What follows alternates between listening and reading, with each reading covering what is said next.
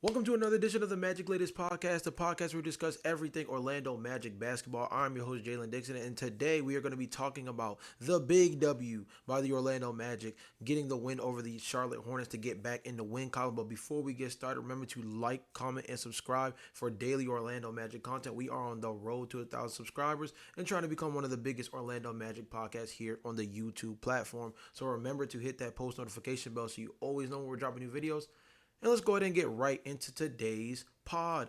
Starting off with a little bit of a recap of what we saw in last night's victory.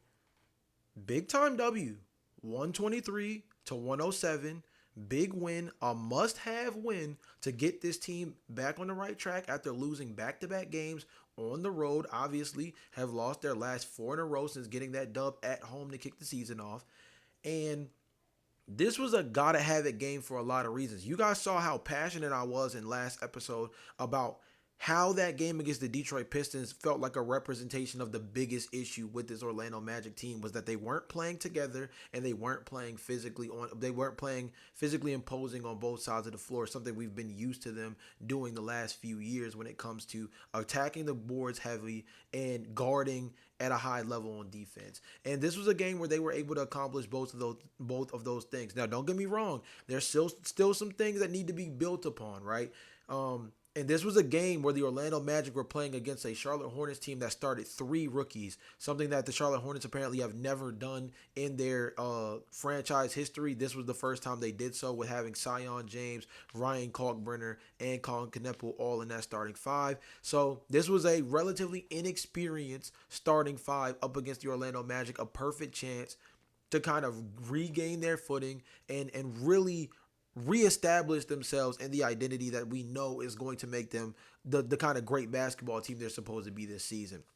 Some of the initial stats that stand out, they had three players score 20 points in this game, 20 or more points in this game, talking about the Orlando Magic, with Paulo Banchero, Franz Wagner, and my boy Anthony Black. We're going to get to him in a little bit, but my boy Anthony Black in the starting lineup with Jalen Suggs on the bench due to injury management. My boy Anthony Black hooped. Tristan Da Silva off the bench, 19 points, knocked down three threes, got to the free throw line six times, tied for the most of anybody on the Orlando Magic last night. Big time game from him. I have to shout out Wendell Carter Jr. We're gonna get to him a little bit later on in the podcast with a little bit more of a deep dive into what he did. But 18 points, 8 rebounds, and there's a key factor to those 8 rebounds that really stood out to me that I think was really important coming off of that game against Jalen Duren. You guys mentioned it in the comments from last video.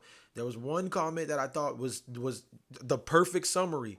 That battle between him and Isaiah Stewart, that battle between him and Jalen Duren, it was nasty looking last game. In this game against Ryan Kalkbrenner, got his footing back a little bit. Didn't have a dominant rebounding game, but still had himself a strong offensive rebounding game in this matchup and had a little bit more of an imposing play style in the paint for this team. Had a couple of knockdown threes as well. Wendell Carter Jr. played well. For the Charlotte Hornets, they had a couple of guys that played relatively well. Their bench was kind of the carrying moment for them. Had 29 points combined between Colin Sexton and Moussa Diabate. I know there's a lot of Charlotte Hornets fans that are high on Diabate as a backup center for them. So that's huge because he kind of plays small ball five for them a lot of times. It gives them a lot of juice as a rim runner. So he was very productive. LaMelo Ball, 17 points, 7 rebounds, 13 assists. Struggled from beyond the arc, 1 of 9. That's one of the biggest things from preseason that the Orlando Magic were like elite at, superb at when it came to the statistics. They were the best team from a 3-point percentage perspective in terms of opponents' 3-point shooting during the preseason. That and offensive rebounding were the two calling cards of the preseason. I was like, all right, wait a minute. They guard the three ball. The three ball for them is getting a little bit more efficient, and then you pair that with the fact that this team was really rebounding the ball on the offensive glass at a high level. There was a lot leaning in the right direction. And in this game, there was a little bit of that as well. Ryan Kalkbrenner, 17 points, 7 rebounds, had himself an efficient night with eight out of 9 shooting. Nothing super crazy. Still an interesting one-on-one matchup. Somebody said in the comment section about Wendell Carter, it feels like he's always letting these no-name centers kind of get the best of him. Don't get me wrong. Ryan didn't go crazy, but 17-7 is still relatively respectable. I said at the top of the pod, Magic still got some work to do. Still got some work to do. Miles Bridges to round things out, 16 points, 5 rebounds, struggled from the field, 6 of 15, but did hit 4 threes. This team is one that, with the Charlotte Hornets, again, another up-tempo offense. The Orlando Magic were able to keep them at bay, only 83 field goal attempts, and this is one of those games, man. This is one of those games where the two stats that stand out the most. A lot of the stuff we were complaining about last episode was these two things. It was turnovers and points off of turnovers. Well, the Orlando Magic turned the ball over only 13 times to forcing 21 turnovers by the Charlotte Hornets, and they scored 21 points in transition with 29 points off of turnovers.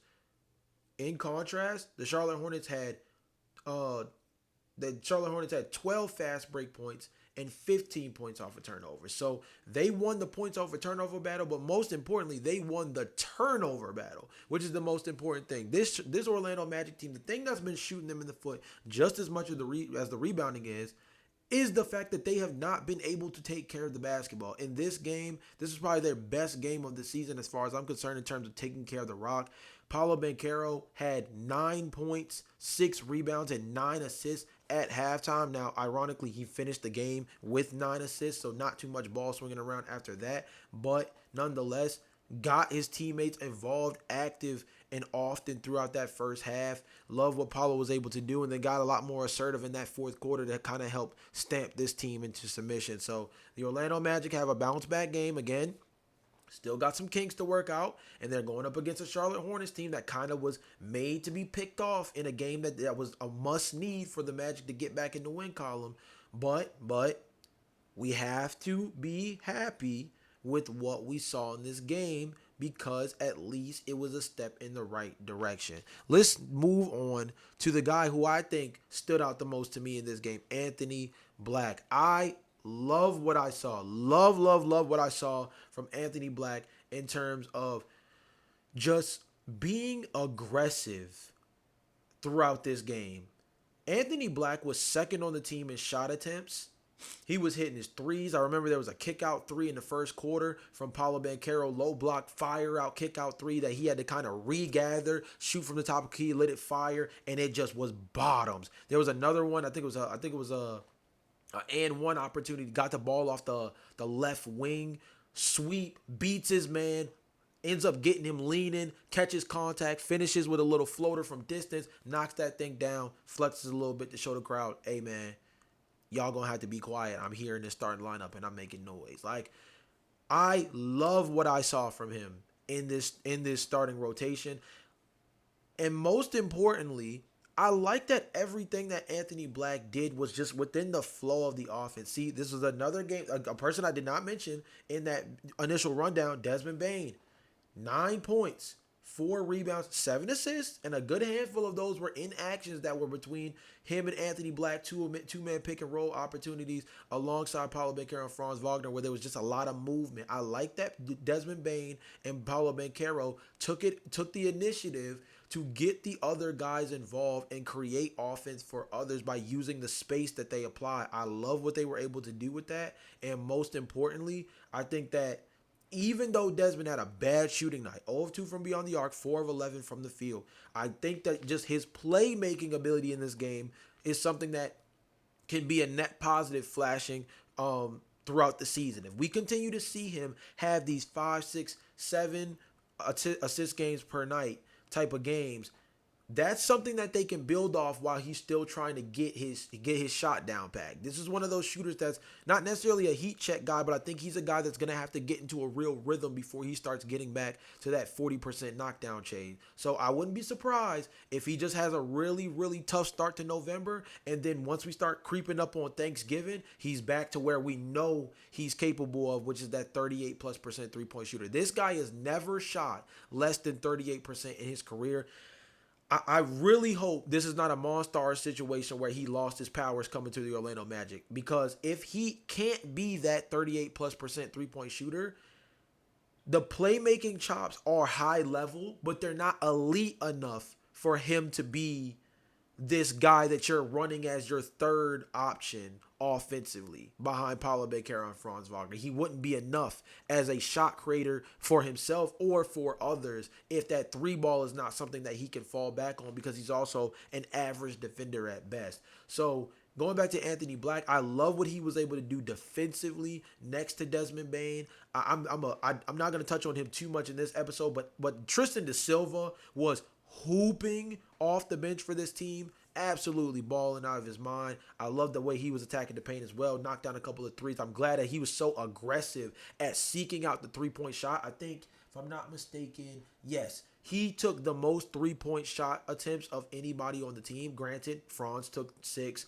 Anthony Black took 6, Tristan da Silva took 7, but I'm glad that he was so aggressive about seeking that three-point shot out, because that's going to be the difference maker for Tristan da Silva, right? We talked about this in the preseason. Coming off of this summer, playing in Germany, playing on Team Germany next to Franz Wagner, developing as this 3-and-D wing archetype that can fit moldably next to a handful of different lineups. We talked about last episode, him having a positive net rating next to all 9 other rotation players in the Orlando Magic rotation right now. Him just being a guy who you can plug and play next to anybody and he be effective. He showed another sign of that again with a near 20-point performance in this game. Tristan da Silva and Anthony Black, I said they were going to be huge in terms of their development as three-point shooters. Both of them shooting 50% or just under 50% in this game. Both of them, if I'm not mistaken, are actually shooting pretty well from beyond the arc this year. Okay, Anthony Black struggling 28%, so he's somebody that I think is going to have to come alive from beyond the arc. Tristan da Silva, 36%, steps in the right direction. I think the aggressiveness, seeking out that three-point shot by both of them, again, we don't need you to be 40% knockdown three-point shooters. Granted, Tristan, it would be great if he's able to fill in at that way. You don't need to be a 40% marksman, but can you be league average? Can you be 36, 37% and above average three-point shooter? That would make this team different, because then we can finally find a handful of guys who can be reliable knockdown shooters. Outside of Desmond Bane, who has not had the stroke this season so far, we do not have a guy that you can peg as a reliable three-point shooter right now. If Anthony Black and Tristan da Silva can grow into those guys, that changes the dynamic so much. I'm so proud of those two guys for what they were able to do in this game. And it's important to mention, it's very important to mention that this was a matchup, right, where the Orlando Magic had a ton of size mismatches. Again, Colin Sexton coming off the bench. Sion James is more of a defensive specialist, but he's a bit undersized for the point guard position. Colin Knippel is a average defender at best. LaMelo Ball, negative defender, right? Ryan Kalkbrenner is not necessarily a rim protector, but he is somebody that's good on the offensive and defensive glass. So this was a game where there were a lot of potential perimeter mismatches to exploit, and I like that Tristan da Silva and Anthony Black particularly really sought those mismatches out and were aggressive about putting the ball on the floor, attacking the rim, and trying to make something happen. And more so for Tristan, making himself available as a catch and shoot three-point option, I think is going to be so important, because he has to fill that role. We don't have anybody on the wing that fills that role in a real way, because that's not Franz's game. That's not Paulo's game. That's not Wendell's game. That's not Jonathan Isaac's game. We're going to get into Jonathan Isaac a little bit later, because you guys chewed him up in the comment section. But I think it was huge that this was a game where these guys just all were able to get involved in a real way. And I think that it's also really important that they were able to see the ball move a lot more. That was killing them through these first 5 games. I'm glad they were able to get back on the board. And again, very, very proud of what Anthony Black was able to do. He's going to be somebody that's going to vie for, a lot more minutes when you talk about trying to figure out what this rotation looks like. Obviously, I don't know if he starts over Jalen Suggs. There's honestly, you guys let me know in the comment section down below how you guys feel about this. If Jalen Suggs is gonna play every other game, I'm not gonna lie. I think that Anthony Black is deserving of maybe being in that starting spot for the next couple of weeks while we let Jalen Suggs continue to kind of build back his strength. Because if he's going to play in and out of the lineup constantly, he's still relatively hobbled and they're trying to get him back right. I say it'd be a much more intelligent thing to go ahead and let the kid rock. Anthony Black has been balling when he has been in the game. He's been very aggressive on the offensive end, still a elite level defender on the perimeter. I think when he plays with that kind of aggression, he is a dude who I think can really hold down that perimeter, playing passing lanes. You can put him on the best player on the perimeter from a defensive standpoint. Guarding guys, like in this case, I thought he did a really good job against LaMelo Ball in this game. You guys let me know in the comment section down below. Anthony Black over Jalen Suggs for the next couple of weeks. Let Jalen Suggs sit on the bench and kind of regain his strength. Or let Jalen Suggs come off the bench and play in limited minutes that way. But let Anthony Black start the game off, close the game out with that starting lineup. You guys let me know in the comments down below. I think the Orlando Magic got to at least consider it, given how well he's been playing in his minutes. Let's talk about Wendell Carter Jr. for a second. Wendell Carter Jr. had 8 rebounds, as I mentioned beforehand. And the thing that impressed me is he had 5 offensive rebounds. So over half of his rebounds came on the offensive glass. This was big given that battle against Jalen Duren and Isaiah Stewart the other day was subpar, and that's being me being nice. I was a lot more disrespectful, honestly, towards him yesterday in terms of my feelings towards him, using words like punked and things of that nature. Again, you guys go check out the podcast from yesterday if you guys want to hear me really tear into this Orlando Magic team. But he was much better. He was much better in this game. And I'm going to go through some of the comments that you guys had about Wendell Carter Jr. because there was a pretty dense comment thread that was surrounded around WCJ, and it's a pretty interesting split between everybody on how we feel about him as the starting center. So shout out to KJB Christian, shout out to you because you got this ball rolling saying we got to trade WCJ, man. And the ball just started going from there. Pearl Jam _1 says he's good. Why everybody hate on him? 32-1 Hatch, shout out to 31T Hatch, shout out to you, says he's like a cone, got no offensive skill and no defense. In the 2023-2024 season, the Magic record is 47-35. They won 9 games straight without Wendell. They were 11 games above 500 with Wendell. They were 28-27. In 2024-2025, they were 31-37, 1-4 in the playoffs. He got to go. My boy came in with the stats in the comment section. They were doubling down on that. Pearl Jam comes in and says he's been injured. Now he's not injured and he's good. He gets no offense because he usually only gets the ball after a rebound and is clobbered. He just isn't used enough. His D is actually pretty damn good. I think people just look at the stat sheet and think he doesn't produce enough. And then, pretty decent come back and forth from there. He is fully healthy when he plays. This season, Wendell never have a winning record in any season in the NBA career. His record with the Magic is 111 and 159 loss. He sucks.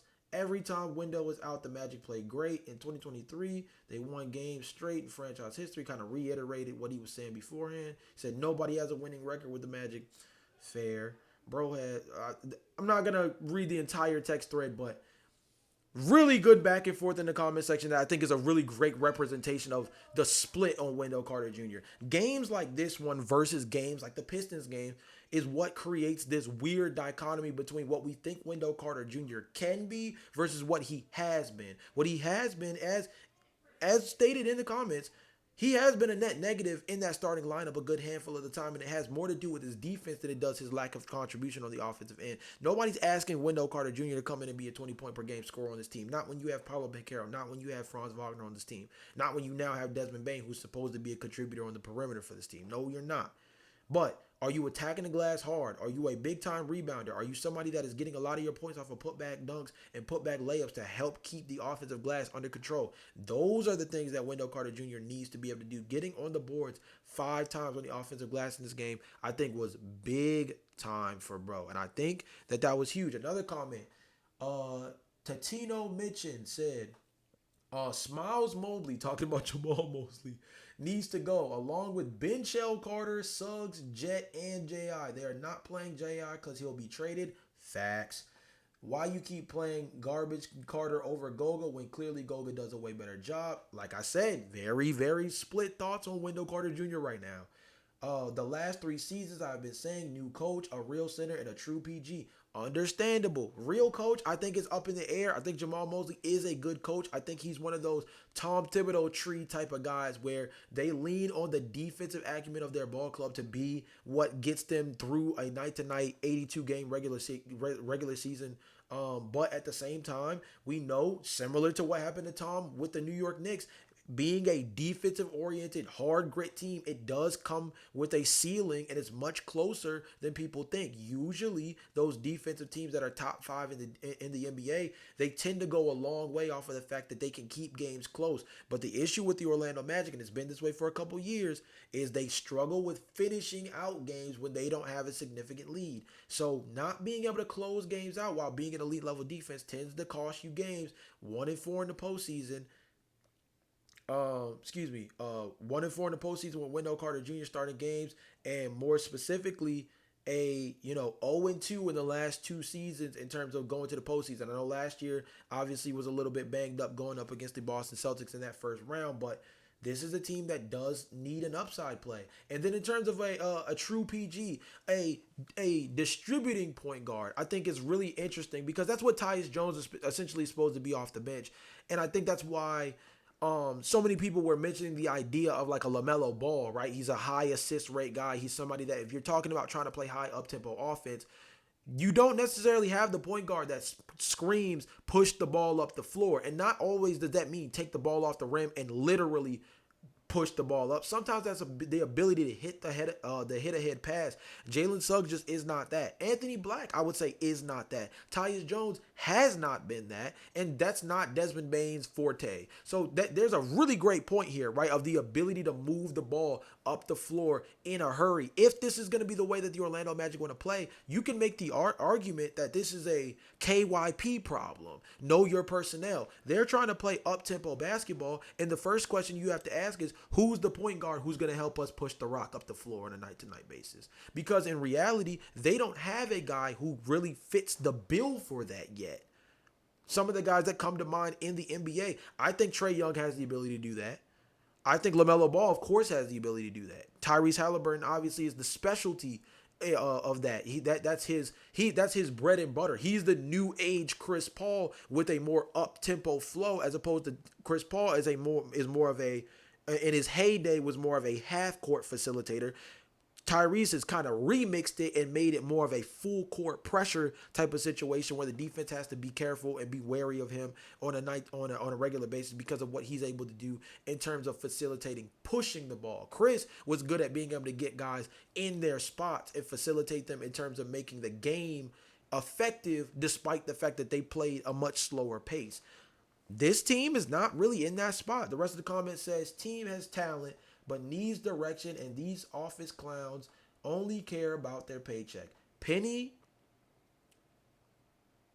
I think he's talking about Penny Hardaway, Mark Jackson, Malone. I'm assuming they're talking about Malone from the Denver Nuggets, and Thibodeau are all available for coaching. Come on, people. Okay, coaching candidate names. I'm going to screenshot. Shout out to Tatino Mitchin again. I'm going to screenshot this comment. We're going to come back to this at some point. We are going to revisit this comment. I love that you gave me names.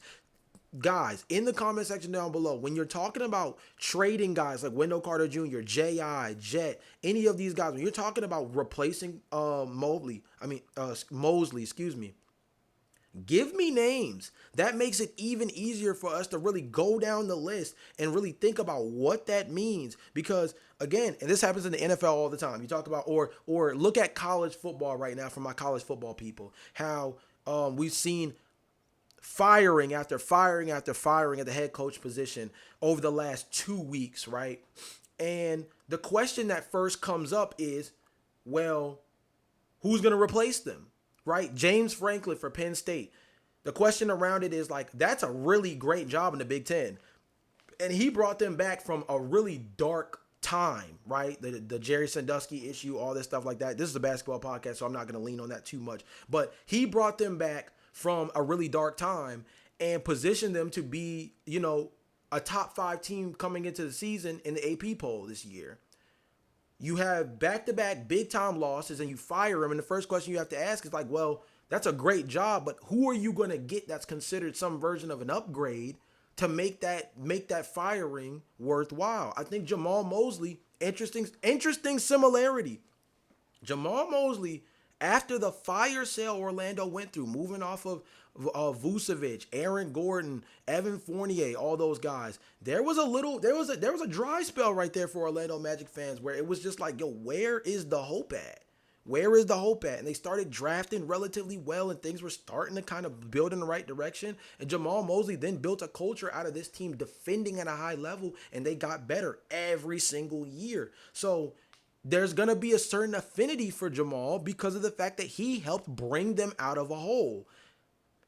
You can move off of him, but who do you move off of him that you feel is a legitimate upgrade in terms of raising the ceiling for this team? Because we know where the floor is just from a talent perspective, but you got to be able to raise the ceiling for it to be considered a real reasonable reason to move off of the coach. Again, unless you lost the locker room, then doesn't matter what the upgrade is, because at the end of the day, if the locker room is lost, that's tough. There's no getting around that. Let's get back to the actual Wendell Carter Jr. aspect of it too, right? Another thing I thought was really interesting in you guys' comments is how much you guys put a lot of pressure on someone like Wendell Carter Jr. to really compete against some of the best bigs in the league, right? James Mitchell 1652 said, "No new head coach. I believe in its GM and Parker and Hammond. Suggesting we play this up-tempo BS we need to get back to what made us relevant. Hard-nosed defensive mindset. Now with Tyus and Bane, it should become much simpler. Franz and Paolo drive and kick. WCJ is not held down the center position. Opposing bigs are killing us every game. No name centers putting up stats against us. This fast-paced ish is losing our defensive identity." That's another part of this that's kind of a deeper layer when it comes to the Wendell Carter Jr. question. Is as a guy who does not have the kind of up and down the floor quick speed, right? He's not your center Wendell Carter Jr. is not a rim running center, if that makes any sense. He is a good low post finisher and somebody that has the capability to stretch the floor. We have to remember, and I think I've said this a million times on the podcast, but for those who are new, we have to remember that this archetype of player for Wendell Carter Jr., when he was drafted out of Duke, his immediate comp when he was drafted to the Chicago Bulls was Al Horford. We have to remember that. This is not an up-tempo center that we're talking about here. This is not Jalen Duren. This is not Nicholas Claxton. This is not... Somebody said in the comment section talking about Goga Batazde. Wendell Carter Jr. is not Goga Batazde in transition, right? So not only is, again, Ryan Kalkbrenner has 17 and 7 in this game. Like, Ryan played basically on par with Wendell Carter Jr. So that matchup was about even. And then when you talk about this up-tempo style, again, KYP. Not only do we not have the kind of point guard that really helps with pushing this pace, but you don't have a center who's going to sprint the floor, beat guys down to the basket, and make it an easy outlet to open up the opportunities. Because you have to remember, look, if Paolo Banchero's sprinting down the floor, he's going to get a man attached. If Franz Wagner's got a man, if he's trying to sprint the floor, he's going to have a man attached. Someone like Wendell Carter Jr., against a lot of bigs in the league, if you sprint down the floor, you beat them down to the basket, you're going to get a high-level outlet pass. Now, who's throwing that outlet pass? That's another question too, right? But the combination of the lack of a defensive identity this year paired with the fact that the KYP problem is so huge when you're talking about making this transition towards trying to play high up-tempo offense. Again, this team, big win, but Still some question marks. And I think the philosophy is still flawed. We're going to see how it develops over the course of the season. I still think the philosophical change is one that's going to bite the Orlando Magic in the butt. But for right now, work in progress. That's what we're gonna say. Last but not least, I know I've been reading you guys' comments basically throughout the entirety of this pod, but I'm gonna like really spotlight some of the smaller ones, and then I want to end with a really great dense comment. And somebody put a lot of real thought into this comment, so I want to shout them out as well. And thank you for all of the comments, by the way. You guys are helping this podcast go right along smoothly because you're giving me the things that help me not only understand better like this team, right, but it also helps me better understand you guys' feelings about the squad on a night to night basis. I know it's going to be a roller coaster ride. We all know that. It's 82 game regular season, man. It's going to be a roller coaster ride, but getting a feel for the fan base is important in terms of breaking down the basketball, because you can point out all the X's and O's. You can talk about what Paolo does do. You can talk about what he doesn't do. You can talk about how great Anthony Black is. You can talk about what Franz Wagner was able to do tonight. But if you don't have a gauge on how the fan base feels about it, it doesn't fully contextualize where the franchise is in this day and time, right? So shout out to you guys so much. Brandon G407 says, embarrassing organization, get talented players, and it doesn't matter. I blame Mosley for most of it, but the players have no pride and are weak mentally.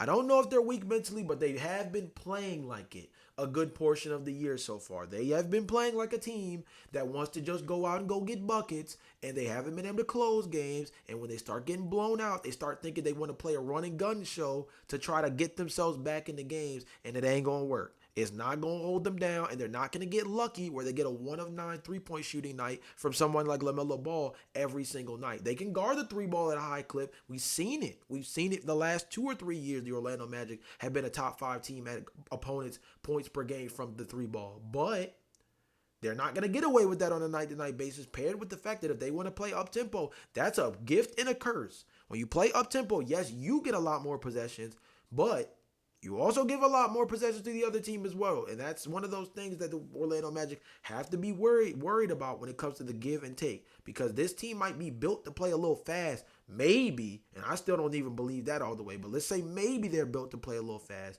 But they're not built to get into shootouts. That much we've learned through the first 5 games of the season. 6 games of the season now. Jake Walker 1205, shout out to you, says trade J.I. yesterday before people know he's not the same guy he used to be. Hey, unfortunately, yesterday, people knew who J.I. was and then some. I'm going to be real with you. People know who Jonathan Isaac is, and his price point makes him even more difficult. People don't talk about Jonathan Isaac as much when we talk about the worst contracts in the NBA, but he's definitely up there. I think the mere fact that he is a dude that has the kind of defensive upside that he has is the only thing that really protects him. But I think that the jury has been out on him for the last 2 years, and 2 or 3 years. And I think last year, I think he played 71 games. That was kind of a saving grace. But everybody knows with his limited pitch count that he can only do so much. Shout out to Patrick E.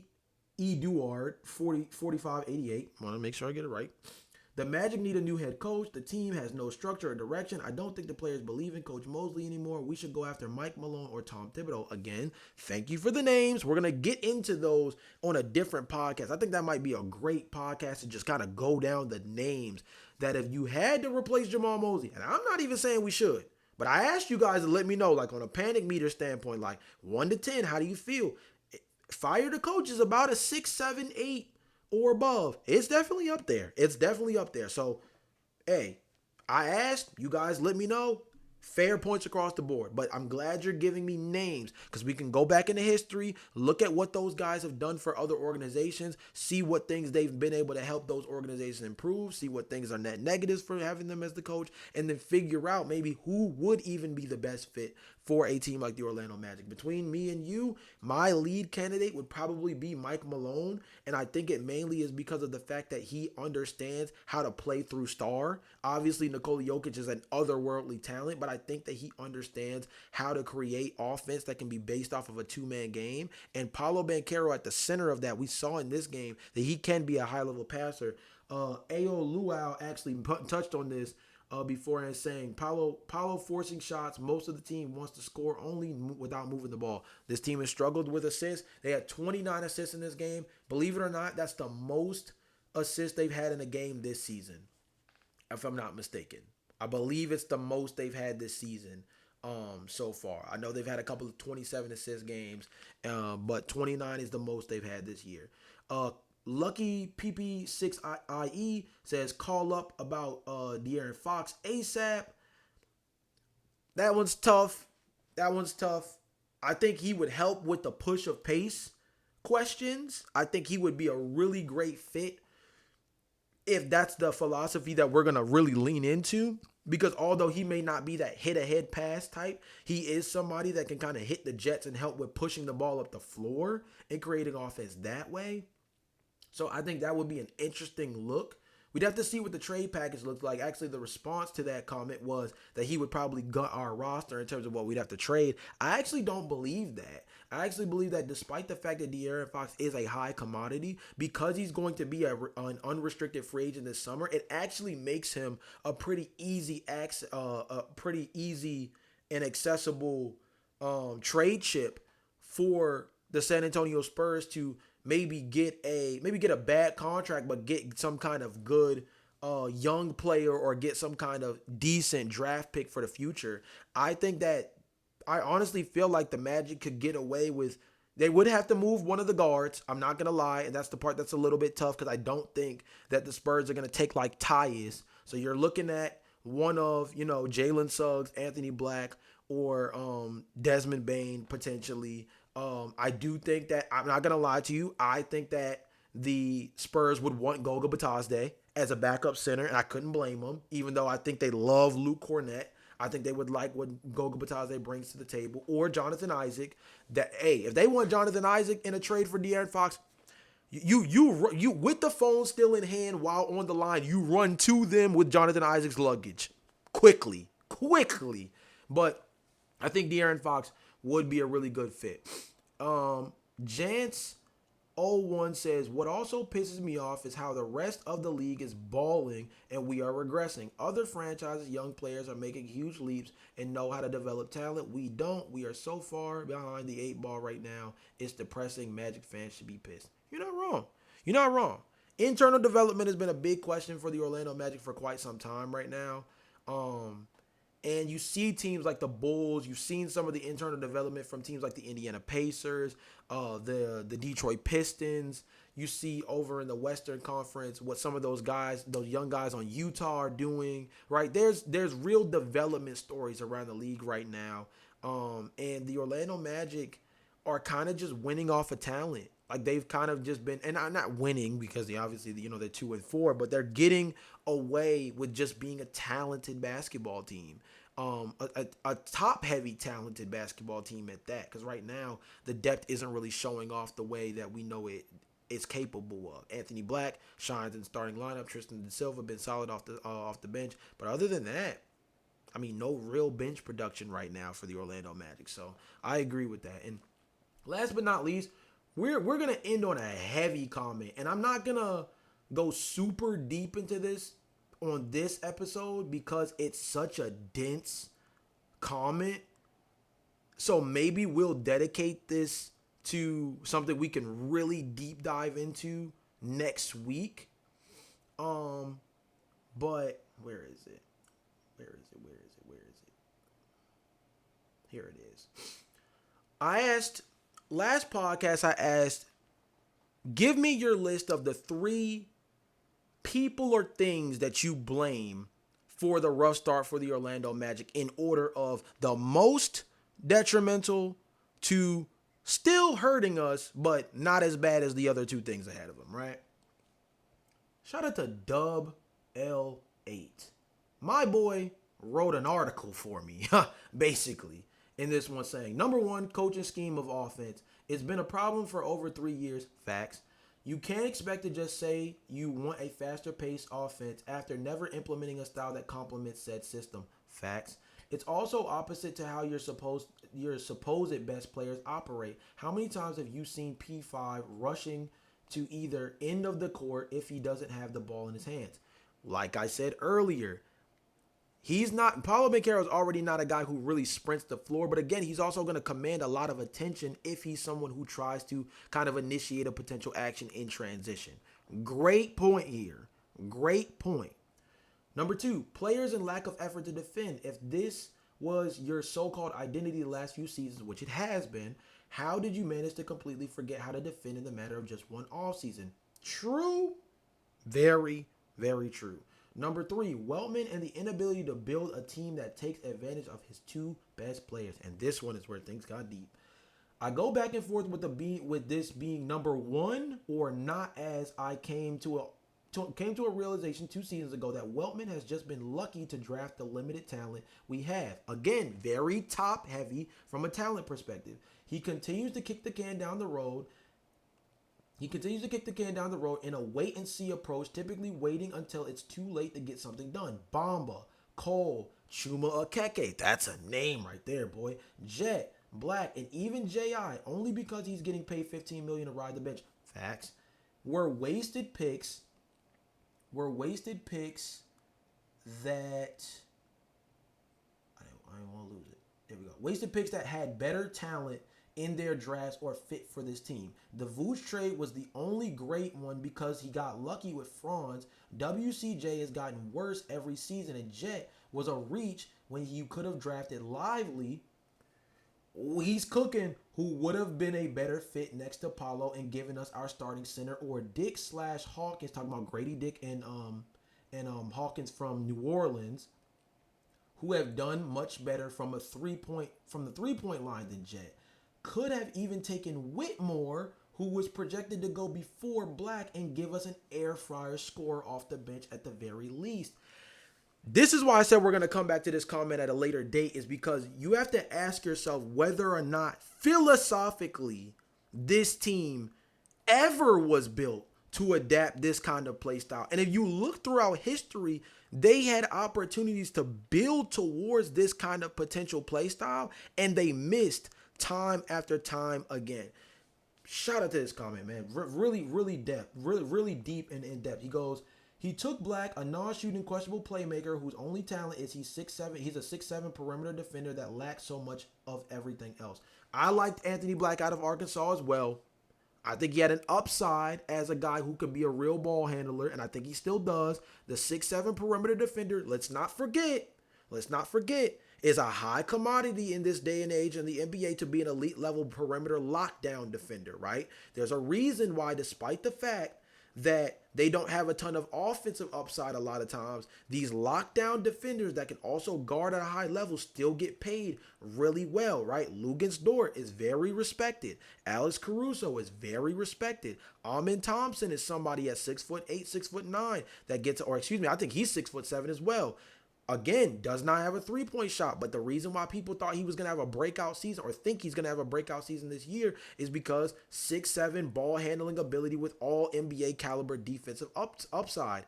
That's a lot of the things that got Anthony Black drafted, and I think that's an archetype that still will get drafted within the top 14 even now.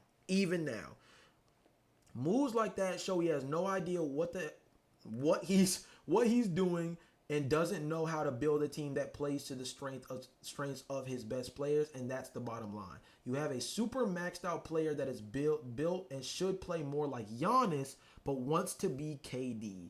This team is building completely wrong top to bottom. Again, there's a ton to unpack there, and it's already 40 minutes into the episode, so I'm not going to go super deep into it. I hope that I was able to touch on some of the key points of that comment as I was reading along, but great points across the board. I actually want to go through, it would be a great exercise to go through some of the draft picks that the Orlando Magic have had over the last couple of years. Bamba, Cole, Okeke, Jet, Anthony Black, and look at those draft classes and ask yourself, who would have been a better fit from that draft class to really build around Paulo Banchero and Franz Wagner. I still love the Anthony Black pick, but those other ones, you can make a really, really good argument that there were a handful of different guys that would have been better picks and better fits. And the Jet Howard one, we all knew was a reach. Jet Howard was projected in the late 20s, so we knew that was a reach.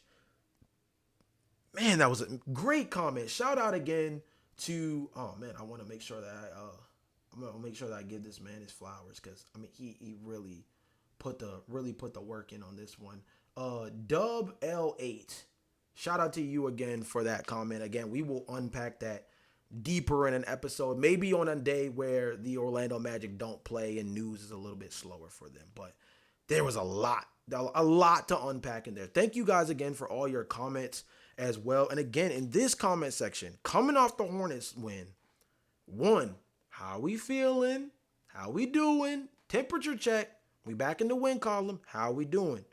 Number two, let me know. What is the thing that sticks out to you most in terms of this team getting back to 500? If there was one thing you could name that you think would get this team back to 500, what is the one tweak? Because again, baby steps. We got to get back on track. What's the one tweak that you think will change everything? Is it just taking care of the basketball more? Do you think it's this team getting back to just being a top 5 defense? Do you think it's Paolo Banchero being an absolute takeover demon? You guys let me know in the comment section down below if there was one thing that if the Orlando Magic couldn't get anything else back on track just yet, if they can get this one thing back on track, I think that for example, my answer to the question is Desmond Bane needs to get back to being a 38+% three-point shooter. I think that would be huge for them. That's my pick. You guys let me know in the comment section down below what you guys think. Thank you again. This has been another edition of the Magic Latest Podcast. Remember to like, comment, and subscribe. Hit that post notification bell so you always know when we're dropping new videos. Again, be hitting up that comment section. I will be down there active and paying attention to what you guys have to say. You guys have been a great community, and we're just going to keep building as we go along. Thank you so much. I will see you guys in the next episode. Until then, peace.